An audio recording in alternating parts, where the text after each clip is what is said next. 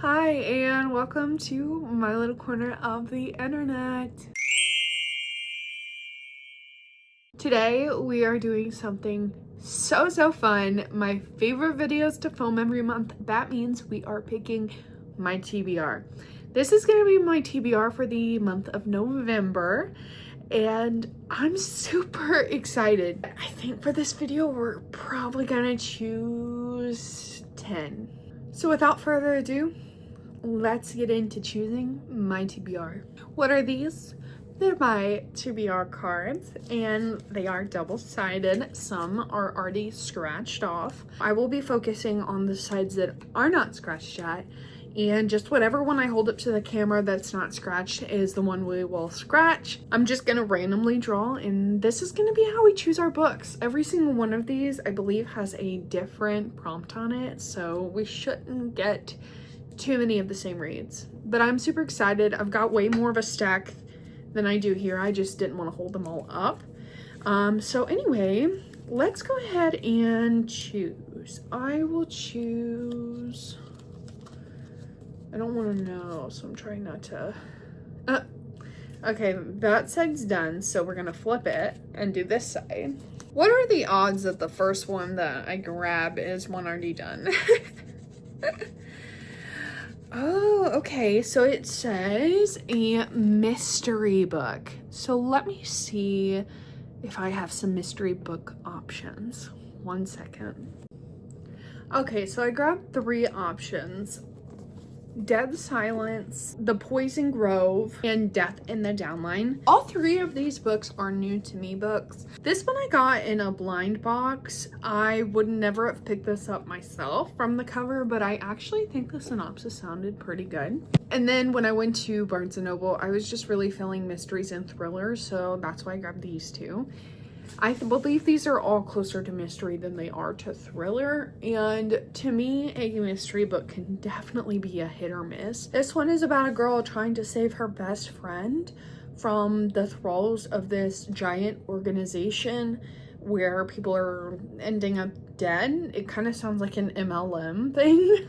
This is about a girl that is obsessed with poisonous plants, and she ends up getting caught in the middle of a murder investigation due to her own plants. And this one is about a sign language interpreter who ends up reading the lips of somebody who ends up confessing that they want to kill her mother-in-law, the senator, and her son ends up getting rushed to the ER. She shows up there to check in on him, and her mother-in-law ends up dead, and there's not really much further information.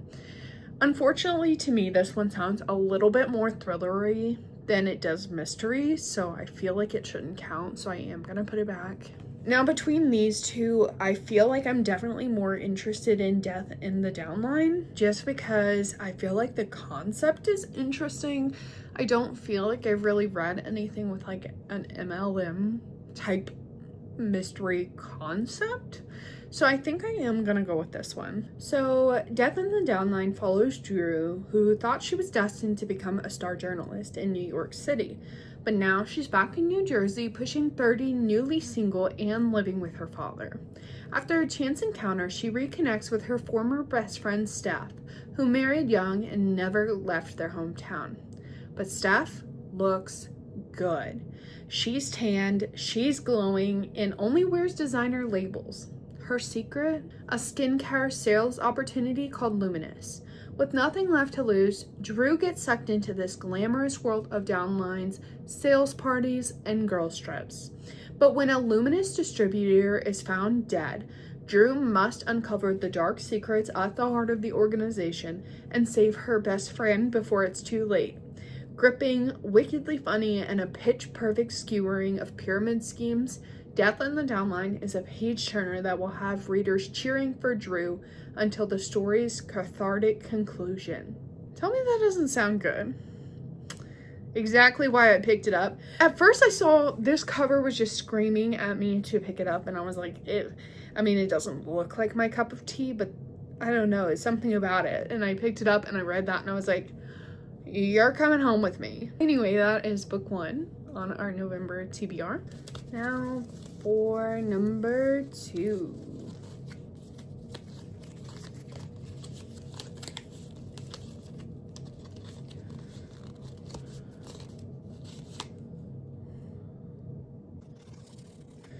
Okay. A book that's mostly purple.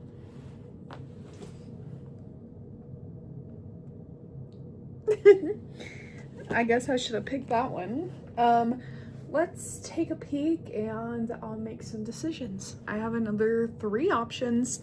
The first one we have is Cinder by Marissa Meyer. Mostly purple.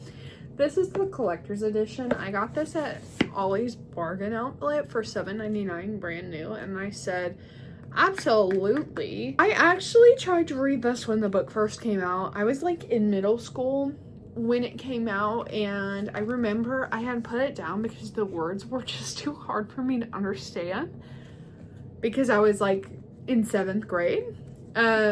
But I feel like I would like it now. The next one is The Undead Fox of Deadwood Forest. I actually seen recently where Ashlyn purchased this book and she talked highly about it. And I said to myself, oh no, I feel so bad. This has been on my TBR for over a year because I won a very early copy of this book through Instagram. And it occurred to me that I never actually ended up reading it and I felt really bad about it. So yeah. And then the third one is House of Glass. And this was one that I was like super hyped about, super excited. But I don't know, with me just putting a mystery on the TBR, I'm not really feeling a mystery yet. I feel like there's probably going to be another one on because I'm having 10 books.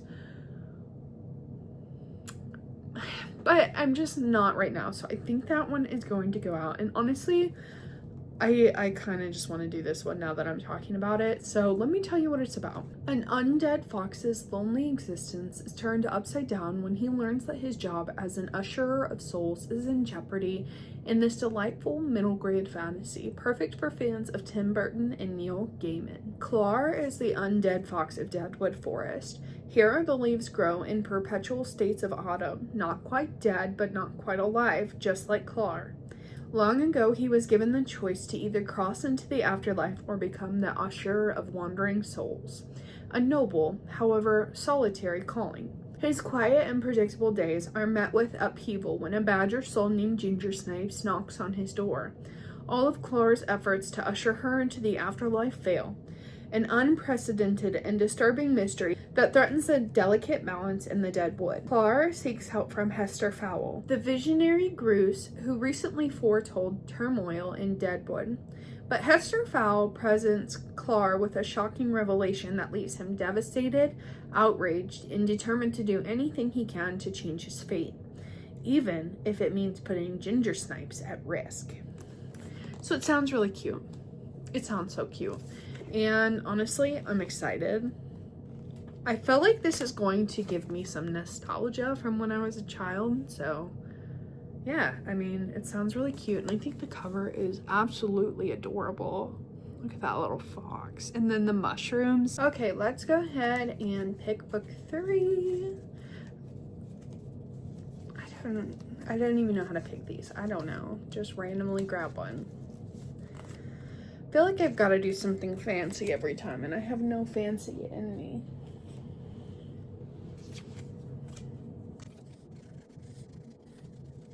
Okay, yellow book. I am getting all the colors for the covers today. So I have 2. I have West with Giraffes and Hurricane Wars, and I'm going to tell you something. Every year that I have this book, I say, I'm gonna read that in November. Why? Because November feels like a historical fiction month. I don't make the rules, but I feel like I cannot read historical fictions that much outside of November.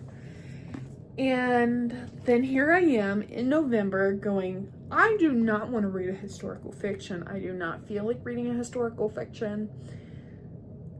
So, with that being said, we're gonna go with the Hurricane Wars.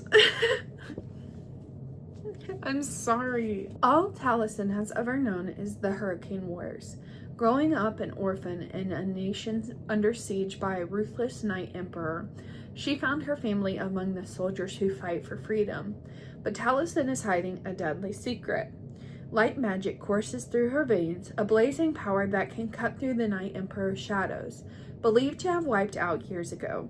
Prince Alaric is his father's weapon, sworn to obliterate any threat to the Night Empire's rule. With his mighty shadow magic, he and Taliesin lock into a deadly dance that neither can seem to truly win. Until, in a clash of light and dark, their powers merge to create a strange new force, and a dangerous, forbidden attraction reveals itself. This war only ends with them, but an even greater danger is coming, and Taliesin and Alaric must decide. Can they work together to save their world, or will they end up destroying each other? That sounds like I'm gonna eat it up. I love a good romantic fantasy, and that sounds like it's gonna be perfect. Okay, I'm glad I chose this option. Okay, here's my random pile, and let's just...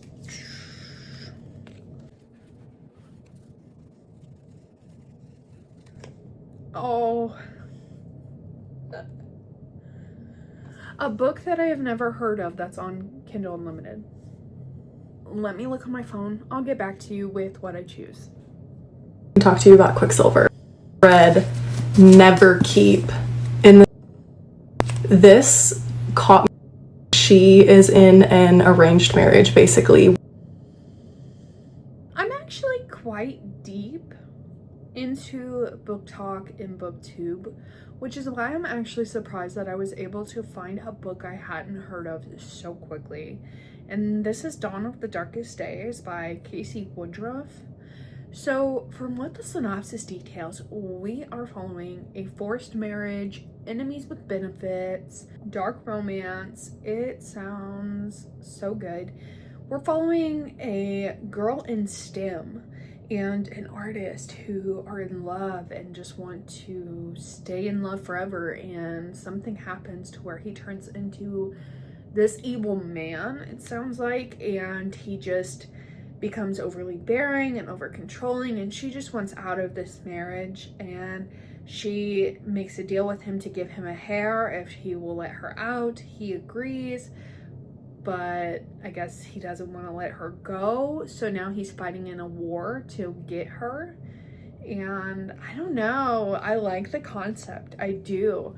I think it sounds very interesting. I am a little bit nervous because she is chunky. 606 pages, and it only has like 200 reviews, but all of the reviews are good. Like, it's an average star rating of like 4 something out of 5. We are going to be going to number 5 now. I don't know, this pink one popped out to me, so I'm gonna do this one.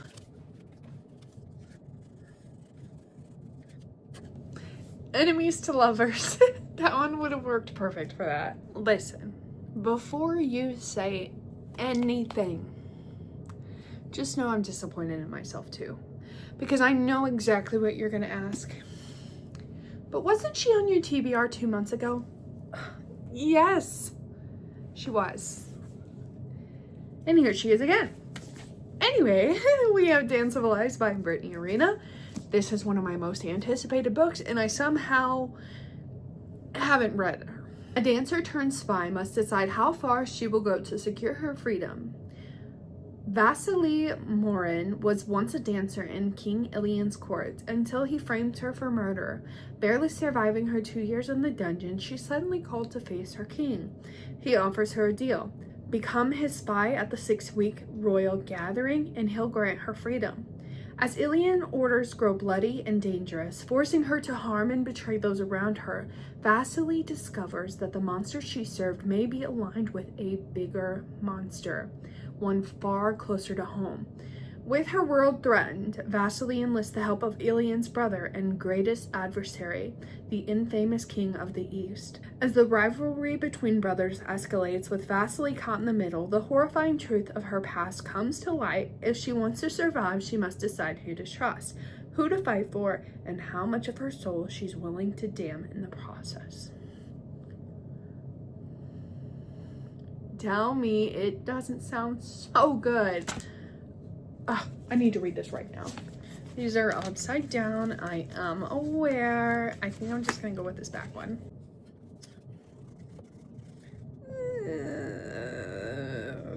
Can I pretend that I did not scratch this and just put it back on the shelf? Your latest soft DNF.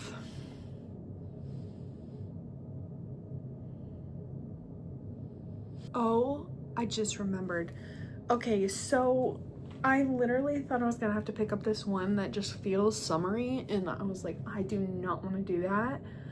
But I remembered I actually put down a book like 2 weeks ago that I was actually into. So wait, everything's better now. Everything is better now. So we have The Night She Disappeared by Lisa Jewell. If you look, I was in the first percentage of this. I actually just put this down because I wanted to start a different reading video and I just never picked it back up. Thank Jesus. It's a beautiful summer night in a charming English suburb when 19-year-old Tallulah and Zach disappear after partying at the massive country estate of a new college friend.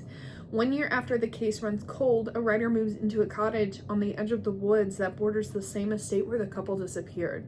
Known locally as the Dark Place, the dense forest is her favorite area for long walks, and it's on such a stroll that she stumbles upon a mysterious note that reads, "Dig here."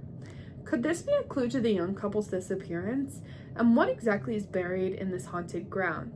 I made it originally 52 pages in, and I was loving it. I was kind of mad at myself for putting it down, and now I'm kind of happy I did because I did not want to pick up that other book.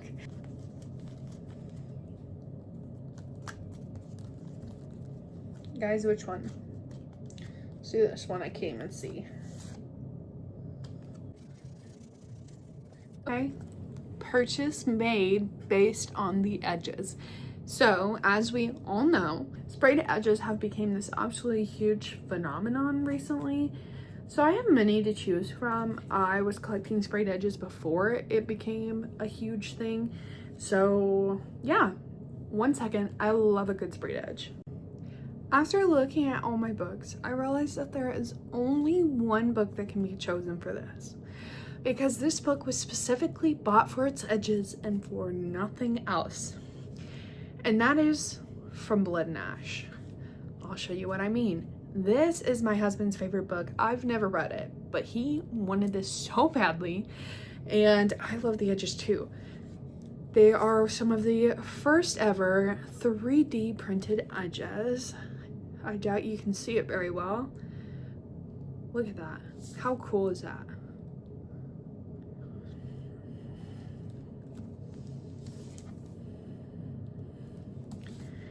I think it is absolutely stunning. I don't feel like this is really anything. The cover is absolutely stunning, but we really did buy it for the edges. So I'm excited to finally get to this. He has two favorite series, and that's From Blood and Ash and The Coven by Harper L. Woods. And I recently read The Coven, and I didn't like it, and he was not a fan of my rating. But this is his all-time favorite series. He says this is above everything else, so I'm nervous. I'm excited. From Blood and Ash, we follow a maiden whose whole goal is to stay pure, stay innocent, and be ascended, have an ascension to the throne. And she does really good with this for a long time until she meets Hawk, who is one of her guards that is supposed to ensure she is ascended to the throne. And I guess he tempts her. Plus, on top of that, there's this war going on, and it just seems definitely romantic-y heavy. I think it'll be good. I really feel like my favorite type of books are romantic-y, so I'm definitely interested. I feel like that was the worst description I've ever given to a book before. I don't know, this is kind of hard to hold, so here we go. Oh man.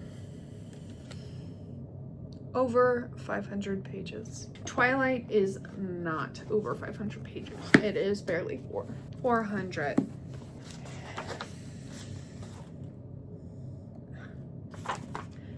Phantasma is literally 497. Okay, I found one. Nocticadia, 670 pages. Listen, I'm actually stoked to read this, but I am scared out of my mind. But this is the perfect season, so... The dead teach the living. After watching my mother succumb to a mysterious illness, I promised myself two things. I'd find the cure for what ravaged her, and leave the godforsaken city where she abandoned me. 4 years later, I received an acceptance letter from Dradika University, one of the oldest, most prestigious schools in the country. Nestled on a secluded island off of the coast of Maine, it's rumored to be haunted by the souls of the mental patients exiled the centuries before. Those whose bones are said to make up the island's white sandy shore. And restless ghosts aren't even the most daunting peculiarity. Deverick Bramwell, known on campus as Dr. Death, is a brilliant pathologist in charge of the Midnight Lab. He's also my devastatingly handsome professor who seems to loathe tenacious first years like me. Except his dark and enigmatic gaze tells me all the ways he'd devour me if he was given the chance. And his stolen kisses burn on my lips. I crave his authority, he aches for redemption. Together we're toxic, delicious fodder for the prying eyes, hell-bent on exhuming the rotten skeletons of our past. For the dread have much to teach, and it is only a matter of time before Jataka's most depraved secrets are resurrected. So this is honestly a book old me would have really enjoyed. I don't know about current me, but it sounds good. It sounds good. I'm excited, but I'm nervous with how many thick books I have on this TBR this time. And I said I was picking 10. I'm picking 10. I might even go over 10. And I'm gonna read all of them.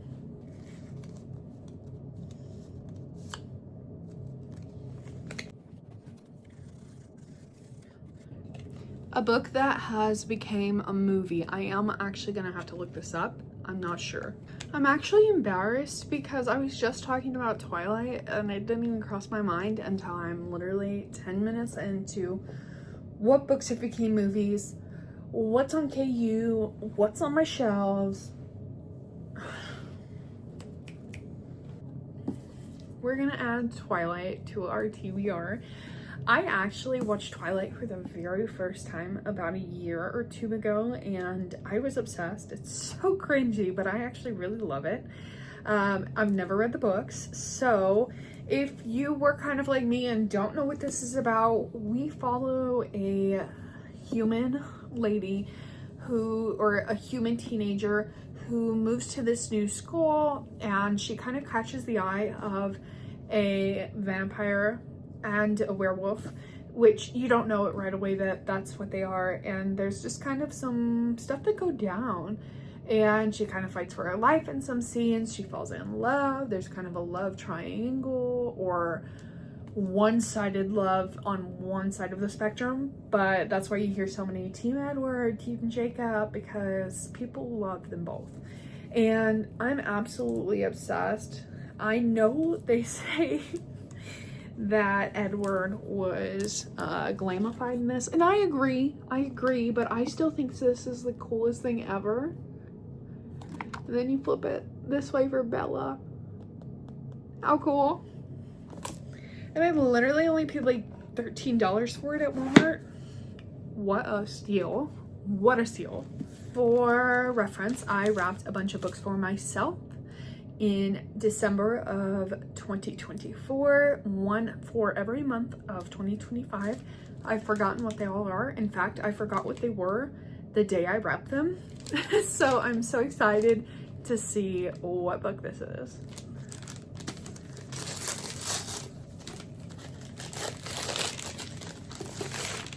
Oh, okay.